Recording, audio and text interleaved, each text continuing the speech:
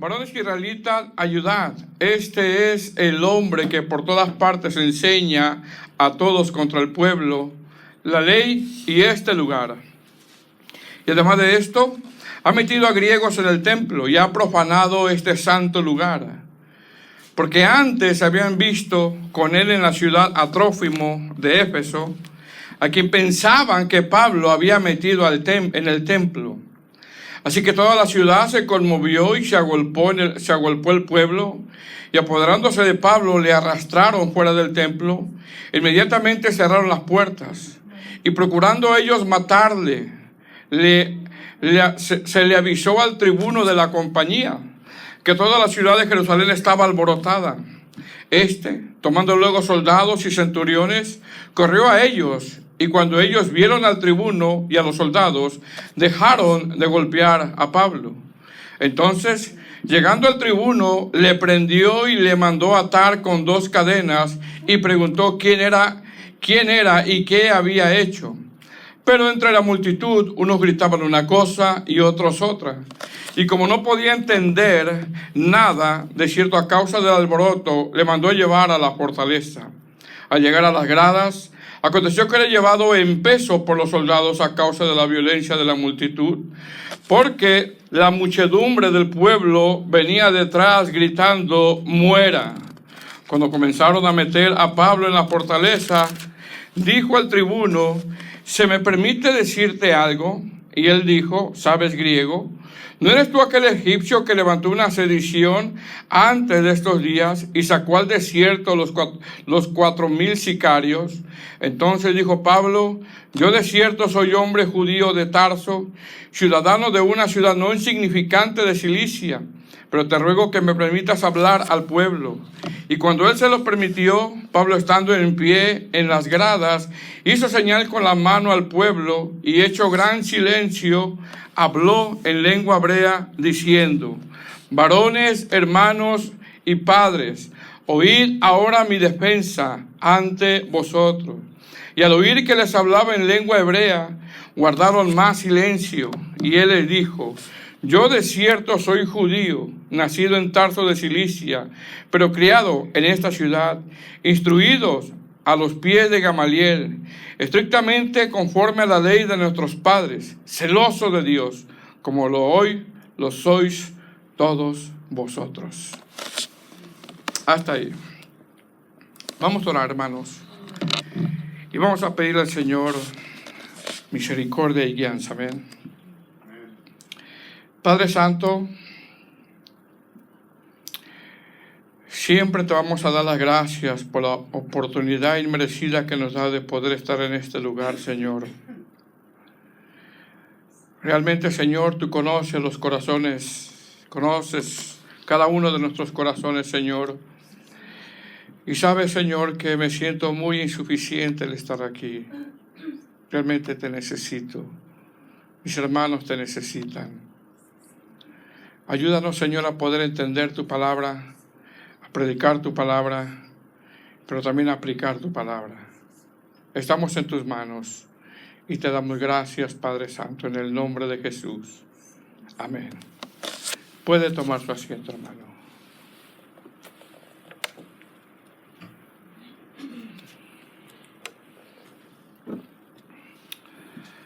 Bueno, hermanos, vamos a continuar este libro de los Hechos.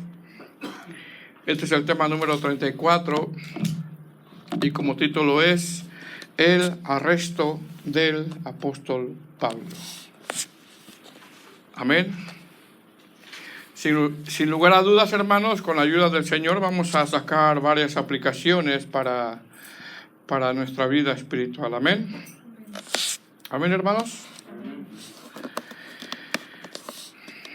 Uno de los acontecimientos que atravesó, amados hermanos, esta nación hace, creo que cerca de un mes o un poquito más de un mes, es la muerte de un activista conservador llamado Charlie Kirk. Un joven, amados hermanos, que por decir algunas verdades bíblicas de una manera clara y contundente le costó la vida. Al aborto, por ejemplo, le llamaba asesinato. rechazaba los derechos de las personas transexuales, y aunque los cristianos, amados hermanos, no somos llamados a andar en política, este joven se metía a debatir a las universidades, donde tales se habían convertido en un centro de adoctrinamiento diabólico, donde este joven no tenía ningún problema, que en cada oportunidad hacía defensa de su fe. ¿Qué es esto, amados hermanos? Esto es que decir la verdad cuesta. Decir la verdad cuesta. Por otro lado, amados hermanos, muchos cristianos en estos momentos, donde mientras usted y yo estamos sentados en este recinto con calefacción y asientos cómodos, y gloria a Dios por ello, muchos cristianos en este momento están siendo golpeados, están siendo perseguidos, están siendo ejecutados, están siendo burlados, están siendo oprimidos, simplemente por hablar la verdad. Por otro lado, muchos personajes en la Biblia, amados hermanos, también fueron torturados precisamente por eso, por amar la verdad y por predicar la verdad. Ejemplo, Abel fue asesinado por amar la verdad. Jeremías fue golpeado y maltratado por amar la verdad. Isaías se cree que fue aserrado por amar la verdad. Juan el Bautista fue decapitado por predicar la verdad. El apóstol Pedro se cree en la historia del cristianismo que fue crucificado cabeza abajo por predicar, por amar, por enseñar la verdad. Santiago se cree que fue lanzado de un pináculo y después de que cayó abajo fue golpeado a palos hasta darle muerte, precisamente por amar y predicar la verdad. Mateo se cree que fue muerto en la historia del cristianismo con una espada, precisamente por eso, por predicar la verdad. Es decir, amar la verdad, predicar la verdad, amados hermanos, nos va a costar todo.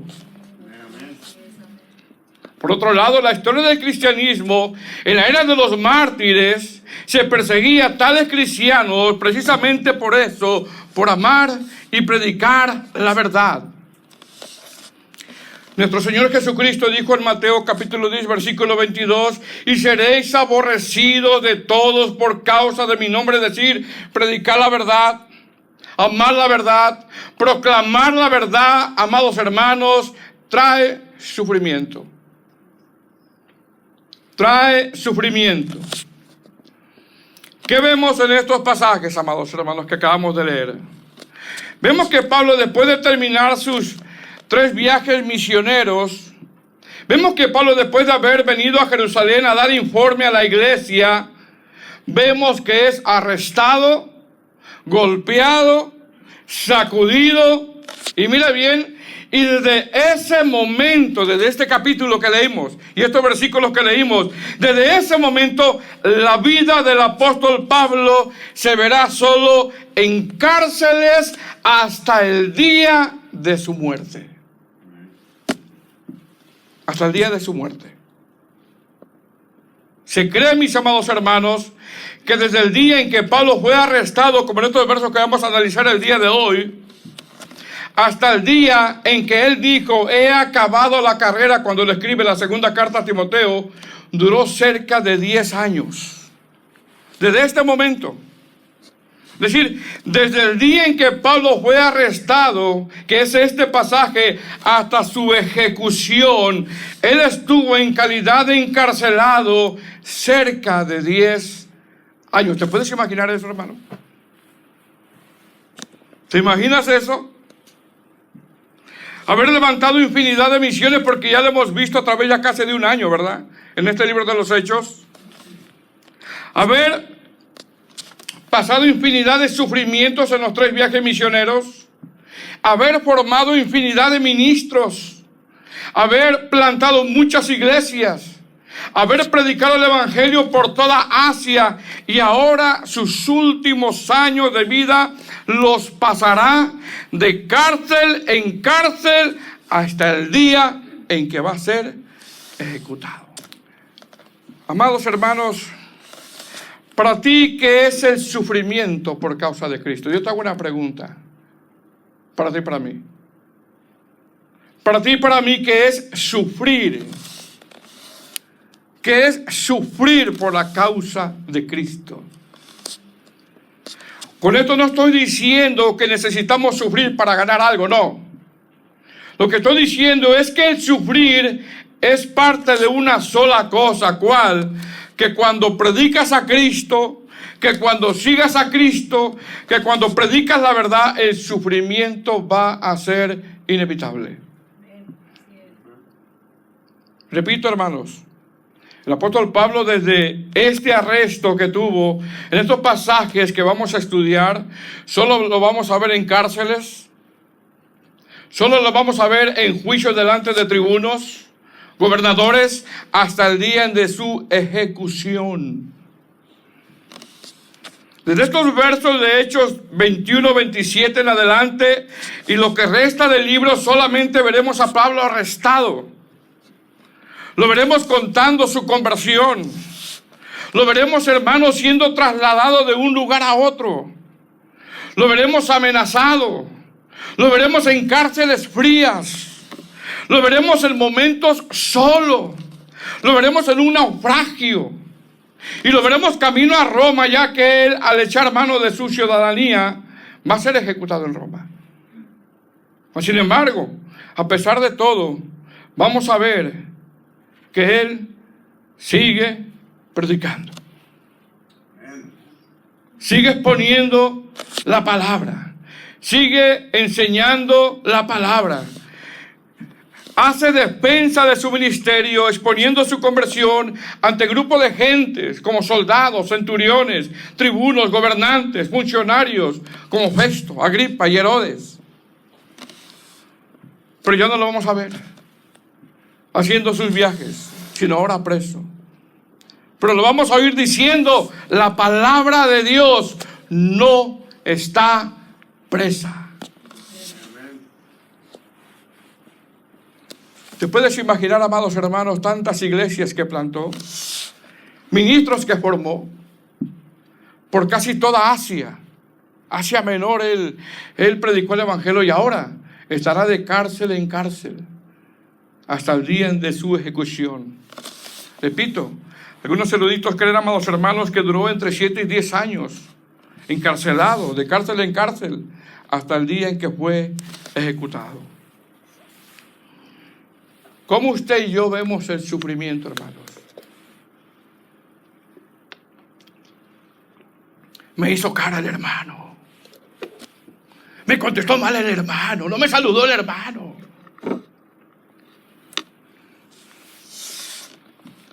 ¡Wow!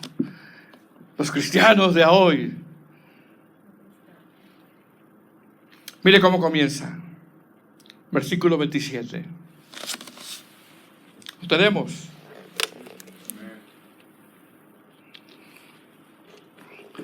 Pero cuando estaba para cumplirse los 7 días, unos judíos de Asia, mire de dónde eran, de Asia, al verlo en el templo, alborotaron a toda la multitud y le echaron mano.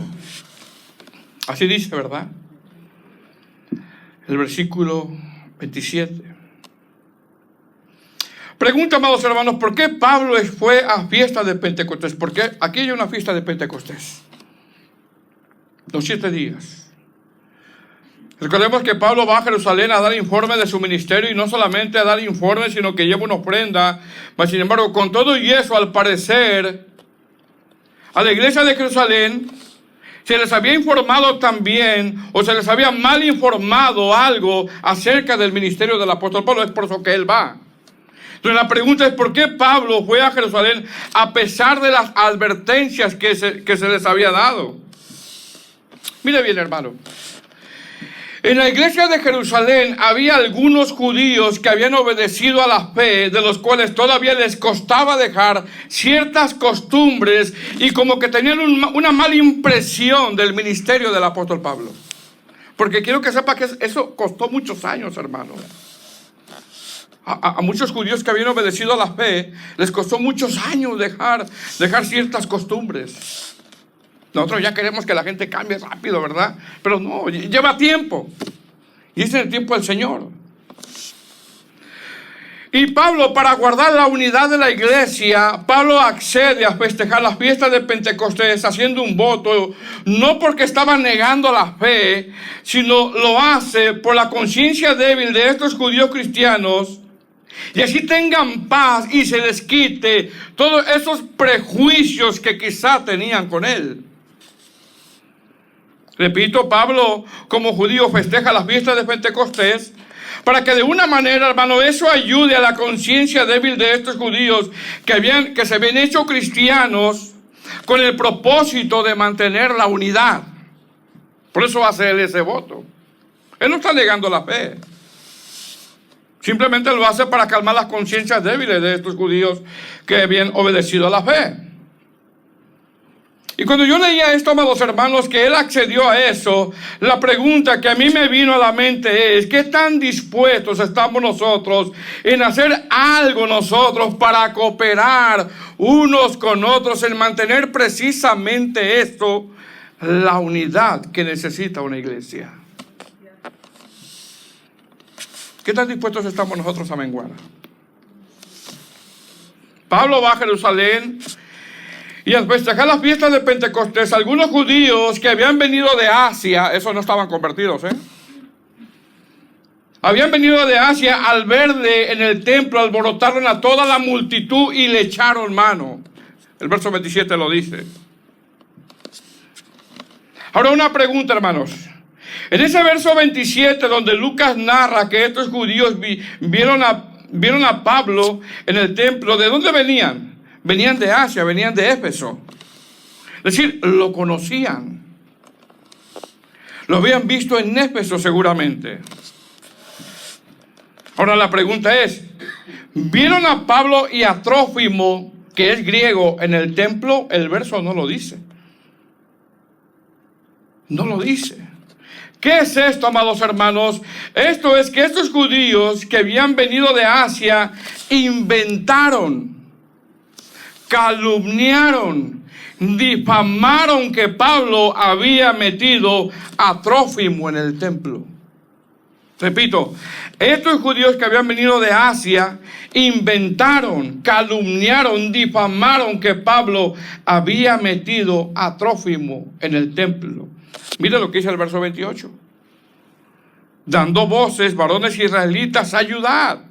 Este es el hombre que por todas partes enseña a todos contra el pueblo la ley y este lugar. Y además de esto, ha metido a griegos en el templo y ha profanado este santo lugar. Pero mire lo que dice el verso 29. Porque antes, fíjese, antes habían visto con él en la ciudad a Trófimo de Éfeso, a quien pensaban que Pablo había metido en el templo. Verso 30, así que toda la ciudad se conmovió y se agolpó el pueblo, y apoderándose de Pablo, le arrastraron fuera del templo e inmediatamente cerraron las puertas. Pregunta: ¿en qué ciudad estuvo el apóstol Pablo en su último viaje misionero, hermanos? En Éfeso. ¿Cierto o no? ¿De dónde venían estos judíos que alborotaron la ciudad? De Éfeso. ¿Qué es esto? Esto es que conocían a Pablo y a Trófimo y buscaron una acusación, amados hermanos, para lastimarlo. Por eso dice el verso 29. Porque habían visto con él en la ciudad a Trófimo, los vieron juntos. A Trófimo de Éfeso, a quien pensaban, mire bien, a quien pensaban que Pablo había metido en el templo. ¿Qué es esto, mis hermanos? 4 cosas. Número 1, estos judíos que venían de Éfeso conocían a Pablo y a Trófimo. Recordemos que Éfeso fue la última ciudad donde Pablo había plantado una iglesia, y ahora al verlos, a los dos en Jerusalén, pensaron, se imaginaron, sospecharon, figuraron que Pablo había metido a Trófimo en el templo. Es decir, la mente les trabajó a 1000 por hora como a muchos cristianos, y a veces figuramos, pensamos, nos imaginamos cosas que no son. Por eso dice el verso, pensaron, no lo vieron, nada más se imaginaron. Ven a Pablo y a Trófimo en la ciudad y pensaron, se imaginaron, así como muchos cristianos, ¿verdad? Sospecharon. Así hay muchos cristianos. Así hay muchos cristianos donde nos imaginamos, donde sospechamos cosas que no son. ¿Le ha pasado? ¿Le ha pasado? Y las afirman como si de verdad fueran ciertas, pero nada más están sospechando nada más. ¿Le ha pasado, hermano? No me diga que no le ha pasado, porque sí le ha pasado. Ejemplo, si usted ve a un hermano que no lo saludó, quizá porque anda distraído, ¿qué decimos? Empezamos a sospechar. Nos empezamos a imaginar algo. La mente, mis hermanos, la mente comienza a trabajar y comenzaron a sacar conclusiones donde no hay. ¿Y sabe qué? Y pecamos. Eso pasa seguido. Me miró mal el hermano. Algo tiene. A lo mejor ni te está mirando. Viene enojado, a lo mejor viene enfermo. A lo mejor viene cansado. A lo mejor viene cansado y no te pudo saludar. Pero nosotros empezamos aquí, hermanos, a pensar. Algo tiene. Algo tiene. Y comenzamos a sacar conclusiones donde no hay. Amados hermanos, indudablemente estos judíos buscaron la forma de dañar la vida de Pablo. No lo querían, tenían muchos prejuicios contra él, inventando cosas. Inventando cosas. Y qué terrible, mis amados hermanos, es caer en prejuicios, mire bien, unos con otros. Porque yo ya me imaginé algo del hermano y empiezo a inventar cosas que no son. Repito, y qué terrible, mis hermanos, es caer en prejuicios unos contra otros simplemente porque nos imaginamos o porque no piensa igual que yo y empezamos a sacar conclusiones donde no hay.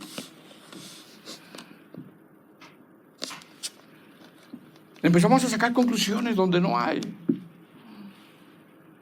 Y cuando caemos en prejuicios unos con otros o contra alguien, no por doctrinas no negociables, sino por cosas de segundo término, amados hermanos, ya no recibimos nada de la persona. Ya no recibimos nada de la persona. Inventamos cosas, asumimos cosas que no son, buscamos cosas para desacreditarnos y pecamos. Pecamos. Pregunta, ¿cuántas acusaciones le están haciendo a Pablo?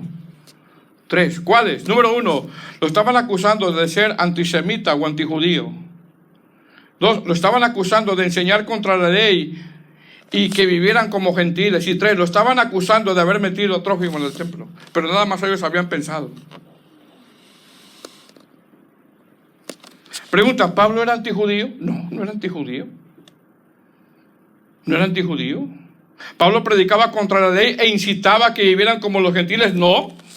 Pablo predicaba que por la ley nadie podía ser salvo.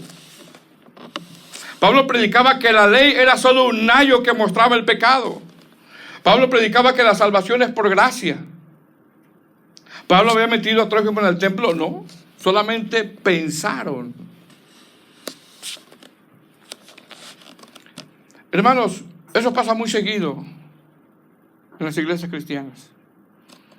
Porque no estamos seguros a veces de las cosas que escuchamos o vemos y empezamos a asumir cosas que no son.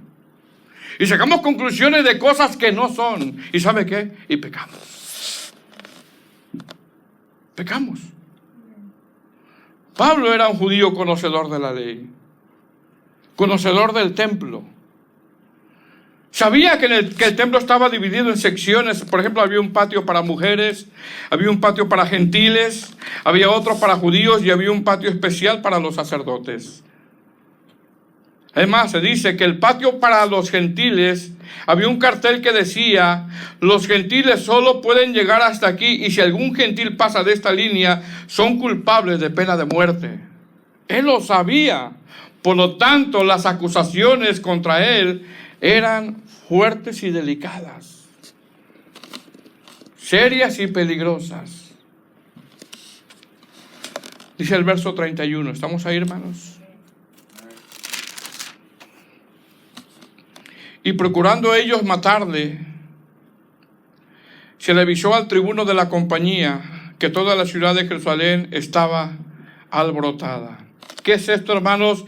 Esto es que el alboroto se hizo grande. Sin embargo, en medio de este grande bullicio, Dios lo guardó. Porque Dios nos guarda, mis amados hermanos, de muchas cosas sin que nosotros nos demos cuenta.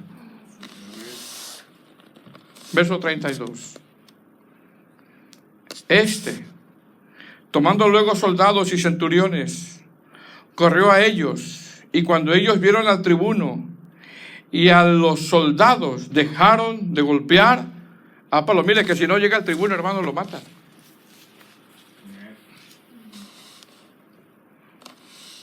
Se dice que Dios siempre llega a tiempo, mas sin embargo, Dios siempre tiene en control todas las cosas. Todas las cosas. Verso 33. Entonces, llegando el tribuno, le prendió y le mandó atar con 2 cadenas, y preguntó quién era y qué había hecho. Pero entre la multitud unos gritaban una cosa y otros otra, y como no podía entender nada de cierto a causa del alboroto, le mandó a llevar a la fortaleza. Al llegar a las gradas, aconteció que era llevado en peso por los soldados a causa de la violencia de la multitud, porque la muchedumbre del pueblo venía detrás gritando: muera.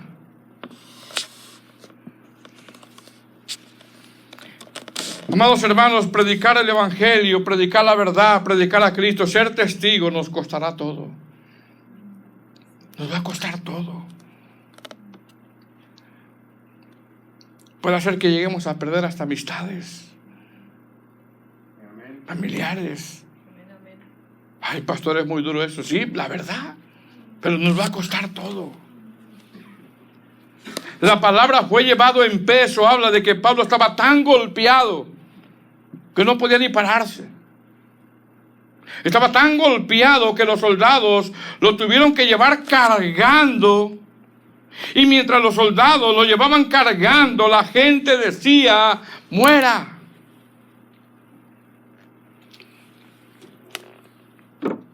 La gente lo quería matar. Porque predicar el evangelio costará. Verso 37.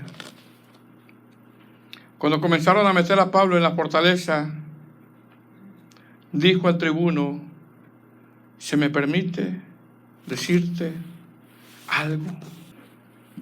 Hermanos,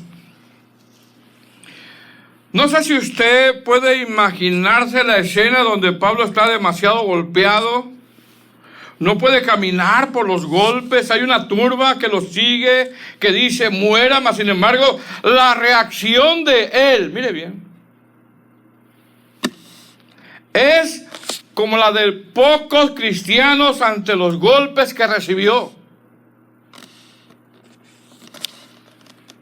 ¿Cómo está reaccionando Pablo, hermanos? Con serenidad.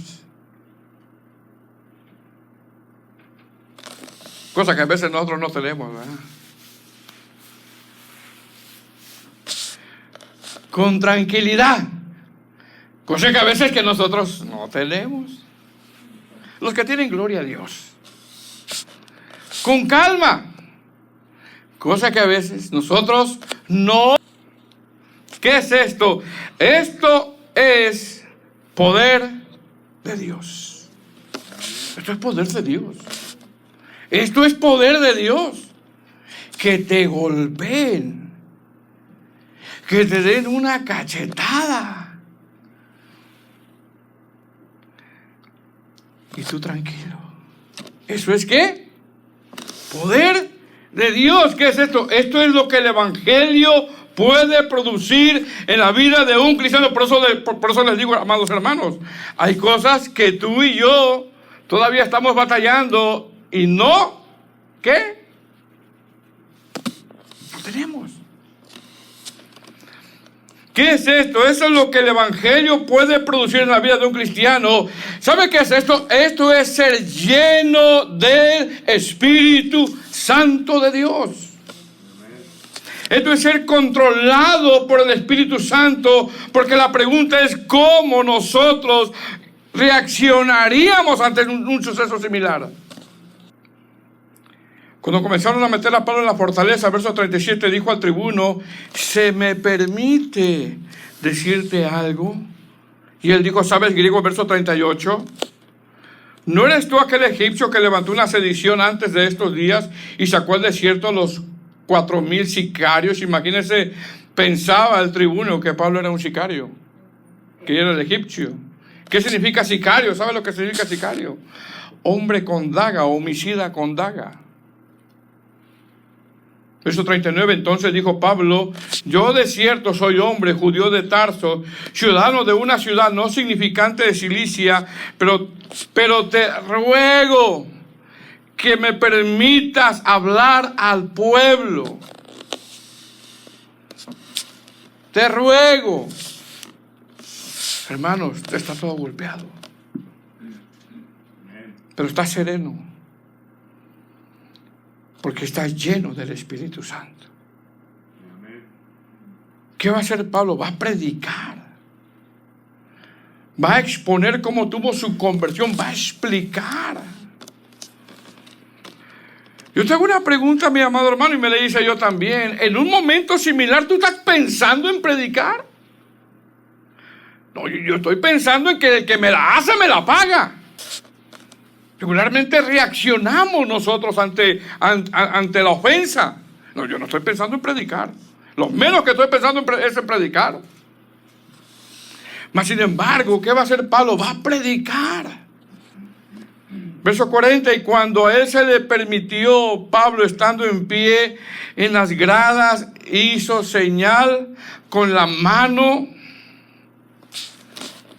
al pueblo. Y hecho gran silencio, habló en lengua hebrea diciendo.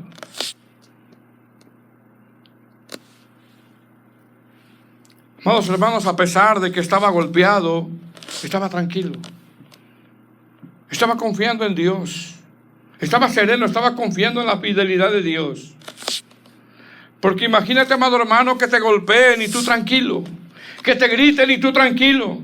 Que te difamen y tú tranquilo. Que inventen cosas de ti y tú calmado, que te desprecien y tú calmado, tú tranquilo. ¿Qué es esto? Esto es que él sabía que predicar la verdad cuesta sufrimiento. ¿Pero qué hizo el apóstol Pablo? Verso 40, y cuando a él se lo permitió, Pablo estaba en pie en las gradas e hizo señal con la mano al pueblo. Y hecho gran silencio, habló en lengua hebrea diciendo. No hizo alboroto. No se va a poner a reclamarles nada, sino que va a explicar. Va a predicar. A pesar de que está golpeado, amados hermanos, está sereno, está confiado en Dios. Repito, porque predicar la verdad cuesta. Versículo 1, capítulo 22. Ya vamos a ir terminando. Varones, ¿qué dice, hermanos? Hermanos. Mira, yo creo que si alguien te golpea, lo menos que le dices es hermano, ¿eh? Ese es todo menos un hermano. ¿Qué hermano va a ser ese? Mire cómo me golpeó. Varones, hermanos y padres. Oíd ahora mi defensa ante vosotros. Verso 2. Al oír que les hablaba en lengua hebrea, guardaron más silencio y les dijo, es decir, la gente sabía que este varón a quien habían golpeado, se dio cuenta que este varón a quien habían golpeado no era cualquier judío.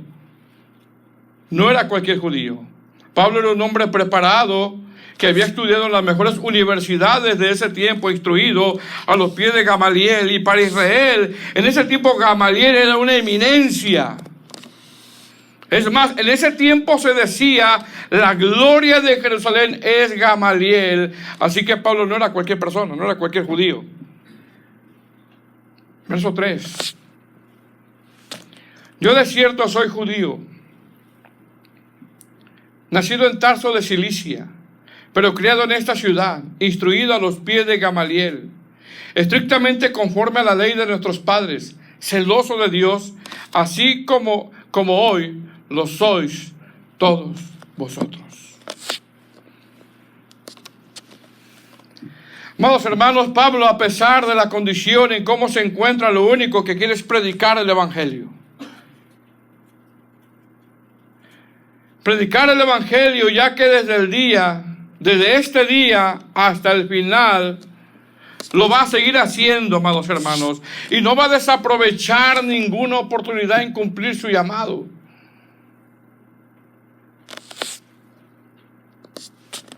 Va a aprovechar este momento para predicar la palabra. No va a desaprovechar la oportunidad. Es más, amados hermanos, las cartas que él escribe desde prisión, al parecer, según algunos eruditos, repito, como dije al principio, durará cerca de 10 años él en cárceles hasta el día de su ejecución. 10 años andando de cárcel en cárcel. 10 años andando de un lugar a otro en calidad de preso. 10 años testificando. 10 años en prisiones frías. 10 años con esa sensación de que voy a morir. 10 años con esa sensación de que quizás salgo o no.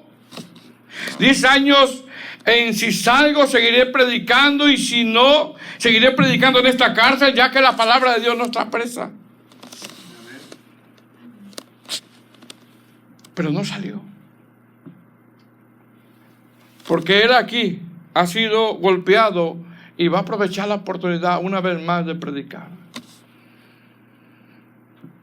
Y repito, según algunos eruditos, durará 10 años en esa condición de cárcel en cárcel, en esa condición de preso, pero seguirá predicando el Evangelio, no desaprovechando las oportunidades que tendrá. Al final de sus días, cuando va a ser ejecutado, él dice en la segunda carta de Timoteo, capítulo 4, del verso 6 al 8, porque yo ya estoy para ser sacrificado, y el tiempo de mi partida está cercano. Hermanos, desde este momento, él ya no salió de la cárcel.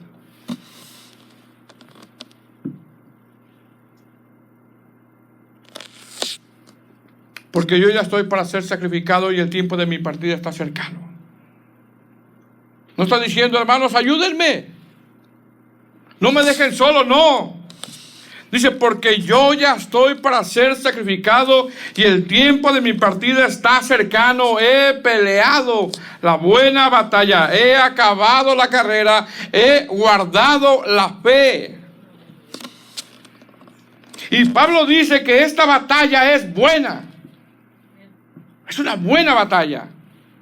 Y es buena porque peleó por predicar la verdad. Es buena porque peleó por tratar de practicar la justicia. Es buena porque peleó de propagar el Evangelio hasta donde él pudo. Dice, he peleado. Hay una intención de meterse al combate. Hay una intención de terminar. Hay una intención de poner su vida por la causa de Cristo. He acabado la carrera. ¿Se da cuenta, hermanos?